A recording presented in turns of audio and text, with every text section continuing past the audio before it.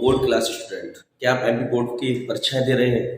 तो मैं लेके आया हूँ आपके सामने एमपी बोर्ड क्लास 10th का साइंस के मल्टीपल क्वेश्चंस, जो आपको बहुत ज़्यादा फायदा देने वाले हैं आपके एग्जामिनेशन में। तो इस वीडियो को अंत तक जरूर देखें और मेरे साथ बने रहिए। अंत तक बने रहने के लिए और हमेशा के लिए आपको अच्छे से क्वेश्चन मिल सके, चैनल को लाइक और सब्सक्राइब जरूर कीजिएगा। अरस्तु बायोलॉजी क्लासेस में आपका एक बार फिर से स्वागत है। सो आज स्टार्ट करते हैं समय ना गवाते हुए हमारा आज का टॉपिक, जिसमें हम मल्टीपल क्वेश्चन डिस्कस करने वाले हैं चैप्टर बाय चैप्टर। तो सबसे पहले आप देख पा रहे होंगे यहाँ पर मेरे पास क्लास 10th का हिंदी मीडियम का चैप्टर बाय चैप्टर को सिलेक्टेड क्वेश्चंस है जो मैंने यहाँ पुटअप किए हुए हैं, जो आपके फायदे के लिए काफ़ी यूज होने वाले हैं। तो सबसे पहले हम चलते हैं पहले प्रश्न की तरफ। पहला प्रश्न हमारा पहला चैप्टर हमारा 1 से लिया है हमने, केमिकल रिएक्शन यानी रासायनिक अभिक्रियाओं से। पहला क्वेश्चन हमसे पूछ रहे हो तो शुद्ध जल का पीएच मान कितना होता है? यह सबसे सिंपल सा क्वेश्चन पूछ लिया गया बेटा। शुद्ध जल का पीएच मान कितना होता है? तो शुद्ध जल का पीएच मान होता है 7। याद रखिएगा कितना होता है? 7। शुद्ध जल का पीएच मान कितना होता है? 7। याद रखना बेटा, ठीक है। 7 से अगर नीचे पीएच मान होता है तो वो अम्लीय माध्यम होता है, और 7 से ज्यादा पीएच माना होता है तो इसको क्या बोलते हैं बेटा? अपन क्षारीय माध्यम बोलते हैं। तो शुद्ध जल का पीएच मान कितना होता है बेटा? 7 होता है, ठीक है। दूसरा क्वेश्चन हमारे पास, लोहे में जंग लगना एक सामान्य उदाहरण है। भैया लोहे पर जंग लगती है, किसकी उदाहरण होता है? तो आपको पता है बेटा, उपचयन नहीं हो सकता, अपचयन नहीं हो सकता, लोहे पर जंग लगना संचारण का उदाहरण है। तो आप सीधे सीधे इसका आंसर क्या लगाने वाले हैं बेटा? संचारण, ठीक है।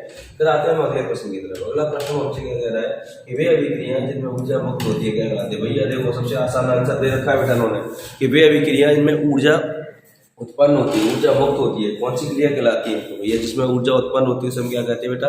ऊष्मा क्षेपीय अभिक्रिया। जिसमें ग्रहण की जाती है उसे क्या कहते हैं? ऊष्मा शोषी अभिक्रिया। तो आंसर क्लियर है अपना, कहा है भैया हमारा ऊष्मा क्षेपीय अभिक्रिया, ये आपका राइट आंसर हो गया, ठीक है। फिर आते हैं अपन अभिक्रिया की दर की इकाई। ये ऑब्जेक्ट थोड़ा सा मुझे लग रहा है एग्जाम में आने के इसके चांसेस बन रहे हैं कि अभिक्रिया की दर की इकाई क्या है। ये बहुत बुक्स में भी मेंशन नहीं किया गया है और बच्चे इसको काफी टाइम से छोड़ भी देते हैं, याद भी नहीं करते हैं।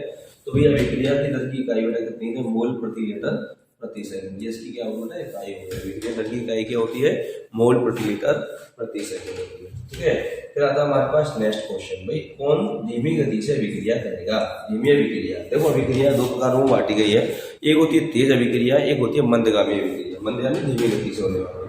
तो भैया जब क्षार और अम्ल क्रिया करेंगे तो ये तेज अभिक्रिया होगी, सोडियम पानी में क्रिया करेगा तो ये तेज अभिक्रिया होगी, गंधक जलेगा तो ये भी तेजी से चलेगा, ठीक है। बचा क्या? लोहे। लोहे पर जंग लगना, लोहे पर जंग कभी तेजी से नहीं लगती, धीमे धीमे लगती है। इसका मतलब इसका आंसर क्या हो गया? लोहे पर जंग लगना कौन सी अभिक्रिया है बेटा हमारी? ठीक है, कौन सी? मंद अभिक्रिया यानी धीमे अभिक्रिया, ठीक है। इसी क्रम में अपन आगे बढ़ते हैं। हमारा अगला प्रश्न आता है, निम्न में भौतिक परिवर्तन नहीं होता। ये किसमें भौतिक परिवर्तन नहीं हो रहा है? सबसे पहले कह रहा है एलपीजी। भौतिक परिवर्तन का मतलब क्या होता है पहले पर वो समझेंगे। भौतिक परिवर्तन का मतलब क्या होता है? वह परिवर्तन जिसमें एक रूप से दूसरा रूप और दूसरे रूप से पुनः पहला रूप प्राप्त हो जाए उसे हम कहते हैं भौतिक परिवर्तन, ठीक है। यहाँ पर हम देखना चाह रहे हैं क्या ये हो पा रहा है या नहीं हो पा रहा। तो कह रहा भैया एलपीजी का है, किसका? एलपीजी का। एक बार एलपीजी जल जाए तो क्या दोबारा एलपीजी मिल सकती है क्या? नहीं। इसका मतलब ये आंसर अपना नहीं होगा। वो कह रहा है नमक का पानी में घोलना। भाई नमक को पानी में अगर हम घोलते हैं, ठीक है, तो दोबारा उससे नमक प्राप्त करना संभव है, ठीक है। तो ये भी नहीं है। खौलते पानी का जलवाष्प बनना, ये भौतिक परिवर्तन है।